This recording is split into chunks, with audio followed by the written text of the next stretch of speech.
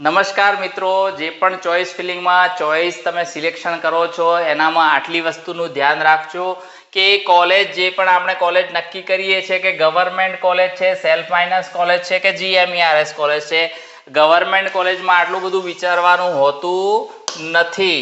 પરંતુ અગર આપણા પાસે GMERS નું ઓપ્શન હોય કે સેલ્ફ ફાઇનાન્સ નું ઓપ્શન હોય તો આપણે ઘણા બધા ફેક્ટરો વિચારી કરવા જોઈએ. ગવર્મેન્ટની મેડિકલ કોલેજની અંદર તો આપણી અનુકૂળતા પ્રમાણે એનો ક્રમ ગોઠવવાનો હોય છે, પરંતુ અગર આપણે GMERSની યોગ્યતામાં આવતા હોઈએ અથવા સેલ્ફ ફાઇનાન્સની યોગ્યતામાં આવતા હોઈએ તો સૌપ્રથમ આપણે થોડા પોઈન્ટ જોઈ લઈએ કે આ પોઈન્ટ અનુરૂપ આપણે આપણી ચોઇસ ફિલિંગને ક્રમ નક્કી કરી શકાય. સૌપ્રથમ એસ્ટાબ્લિશમેન્ટ એટલે કે એની સ્થાપના ક્યારે થઈ છે, કોલેજ કેટલી જૂની છે, કેટલા વર્ષોથી ચાલે છે એ પણ ખાસ જોઈ લેવું જોઈએ. એની ટ્યુશન ફી કેટલી છે, વાર્ષિક ટ્યુશન ફી કેટલી છે, હોસ્ટેલ ફી કેટલી છે, અધર એક્સપેન્સ કેટલો થશે, મેસ ફી કેટલી છે, એક્ઝામ ફી કેટલી છે એ પણ આપણે જોઈ લેવું જોઈએ. અત્યારે તો ચોઇસ ફિલિંગની અંદર સરસ મજાનું એક ઓપ્શન ઇન્સ્ટિટ્યૂટ ડિટેલ કરીને આપેલું છે. એ ઓપ્શનની અંદર દરેક ઇન્સ્ટિટ્યૂટની આ તમામ ડિટેલો ત્યાં જોવા મળશે. પછી લોકેશન જોઈ લેવું જોઈએ, કારણ કે આ એક 5.5 વર્ષનો કોર્સ છે.